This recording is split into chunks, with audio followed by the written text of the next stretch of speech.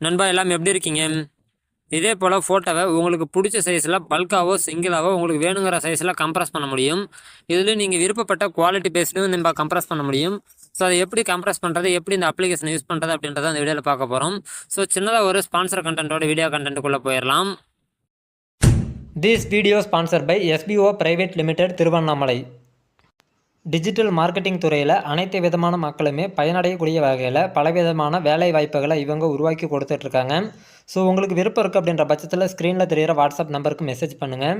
Skip பண்ணாதீங்க. பெரிய தப்பு. தினம் 300 ரூபாய் சம்பாதிக்க அரிய வாய்ப்பு. இன்ஸ்டாகிராம், ஃபேஸ்புக் பயன்படுத்த தெரிந்தால் போதும் content post and content publishing மூலமா தினம் 300 ரூபாய் சம்பாதிக்கலாம். இந்த வேலை செய்ய 5 நிமிடம் போதும். Work training support, group communication support, all language customer live chat support, முக்கியமா சொந்தமா ஒரு பிசினஸ் ஸ்டார்ட் பண்ற அளவுக்கு உங்களால கற்றுக்கொள்ளவும் முடியும், சம்பாதிக்கவும் முடியும். இந்த வேலை வாய்ப்பு வழங்குவது 5 வருடத்திற்கு மேல ரன் ஆகிட்டு இருக்க நம்ம தமிழ்நாட்டு company school of business organisation private limited. மேலும் விவரங்களுக்கு டிஸ்கிரிப்ஷன்ல கொடுத்திருக்க நம்பருக்கு வாட்ஸ்அப் பண்ணுங்க.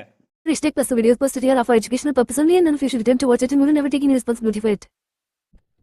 நண்பா இப்போ இதே போல் அப்ளிகேஷனில் பார்த்தீங்கன்னா இப்படி தான் ஷோ ஆகும். இதெல்லாம் கம்ப்ரஸ் ஃபோட்டோ அப்படின்றத நான் சூஸ் பண்ணிக்கிறேன்.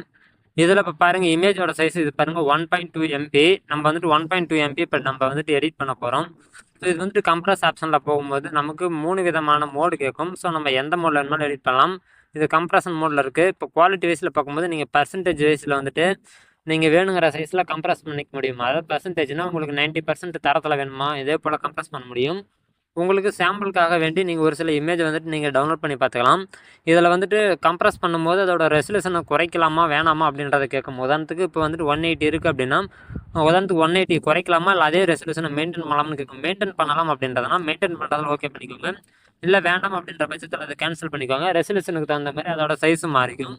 இப்போ உதாரணத்துக்கு பார்த்தீங்கன்னா நீங்கள் கவர்மெண்ட் சைட்டுக்கு ஃபோட்டோ இதுக்கெல்லாம் அப்லோட் பண்ணும்போது உங்களுக்கு கேபி வைஸில் ஃபோட்டோ கேட்பாங்க. அதாவது 50 கேபிக்குள்ளே வேணும், 30 கேபிக்குள்ளே வேணும், 25 கேபிக்குள்ளே வேணும் அப்படின்ற மாதிரி சொல்லுவாங்க. ஸோ அந்த மாதிரி இடத்துல நீங்கள் வந்துட்டு இதில் கஸ்டமைஸும் பண்ணிக்க முடியும். உங்களுக்கு பார்த்தீங்கன்னா தெரியும் 25 கேபி 50 கேபி இதே போல் ஷோ ஆகுது. உங்களுக்கு கஸ்டமைஸும் பண்ணிக்க முடியும். ஒருவேளை அங்கே ஸ்க்ரோல் பண்ணுறது சிரமமாக இருக்குது அப்படின்ற பட்சத்தில் உங்களுக்கு யூத்துக்குள்ளே டேரெக்டாகவே உங்களுக்கு எதுங்க முடியும். இப்போ அங்கே தெரியக்கூடிய இமேஜை வந்து நான் மெயின் ரெசல்யூஷன் வந்துட்டு கேன்சல் பண்ணிட்டேன். மெயின்டைன் ரெசல்யூஷனை கேன்சல் பண்ணி வச்சிருக்கேன். இப்போ வந்துட்டு இதுக்கான 50 கேபிக்கு என்ன ரெசல்யூஷன் சைஸோ அந்த சைஸ்க்கு கம்ப்ரஸ் ஆகிற மாதிரி நான் கம்ப்ரஸ் பண்ணுறேன். இப்போ பாருங்கள், நான் ஓகே அப்படின்றத கொடுத்துறேன். பர்மிஷன் அலோவ் பண்ணுது. இப்போ பாருங்கள் 50 கேபிக்கு நான் கொடுத்துருக்கேன், 69 கேபி கன்வெர்ட் ஆயிருக்கு. ஸோ அப்படின்ற பட்சத்தில் இன்னும் கொஞ்சம் கூட ஆல்ட்ரு பண்ணி பார்க்கலாம். ஸோ இந்த எடிட்டிங்கான ஃபோட்டோவை நம்மளே செக் பண்ணி பார்த்துக்கலாம். ரிசல்ட் ஃபோல்டர் அப்படின்றத சூஸ் பண்ணிக்கோங்க. இப்போ பாருங்கள் 69 கேபி இருக்குது. இது வந்துட்டு இப்போ ஃபோட்டோட சைஸ் பார்த்தீங்க அப்படின்னா 69 கேபியில் 750க்கு 750 சைஸில் இருக்குது.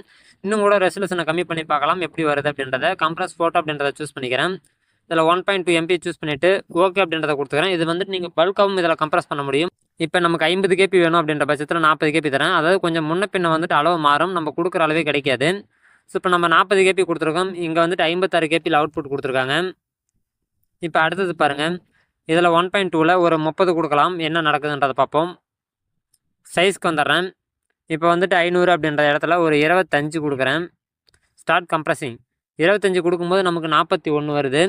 ஸோ நமக்கு வந்துட்டு குவாலிட்டி வந்து ரொம்ப கம்மி பண்ணும்போது இதே போல் தான் பிக்சல் மாறும். ஸோ அதனால் வந்துட்டு அது ஒரி பண்ணிக்க வேண்டாம். உங்களுக்கு பிக்சல் எல்லாமே கரெக்டாகும். இப்போ பாருங்கள் 41 கேபியில் 375க்கு 375 ரெசல்யூஷன் சைஸில் இருக்குது. இதே சைஸை உங்களுக்கு பாருங்கள். இப்போ நான் வந்துட்டு மெயின்டைன் ரெசல்யூஷன் வச்சு கம்மி பண்ணி பார்க்குறேன். இது வந்துட்டு நீங்கள் கோம்போவை கூட நீங்கள் வந்துட்டு இதில் ட்ரை பண்ணலாம். கோம்போனா பல்காக கூட நீங்கள் இதை ட்ரை பண்ணலாம். நீங்கள் ட்ரை பண்ணி பார்க்கும்போது உங்களுக்கு நிறைய ஐடியாஸ் கிடைக்கும். இப்போ பாருங்கள், இதே பாருங்கள் ஒரு 25 கேபி கொடுத்துறேன். மெயின்டைன் ரெசல்யூஷன் கொடுத்துறேன். இப்போ அதே ரெசல்யூஷன் நான் கம்மி பண்ணும்போது அதோட குவாலிட்டி பார்த்தீங்கன்னா நமக்கு லாஸ் ஆகும்னு சொல்லியிருக்கேன் இல்லையா. இப்போ வந்துட்டு உங்களுக்கு நான் லாஸ் ஆனதாக காமிக்கிறேன் பாருங்கள். ரிசல்ட் ஃபோல்டரில் நம்ம லாஸ்ட்டாக பாருங்கள் 29 கேபி இது தான்.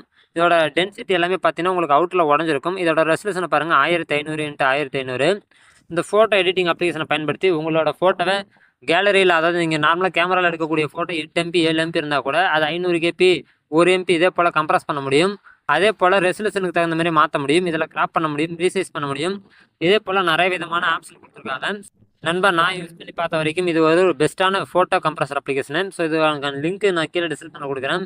வேணுங்கிறவங்க பயன்படுத்தி பயனடைஞ்சிக்கோங்க. ஃபியூச்சரில் நல்லதாக ஒரு வீடியோவில் சந்திப்போம். நன்றி நண்பா.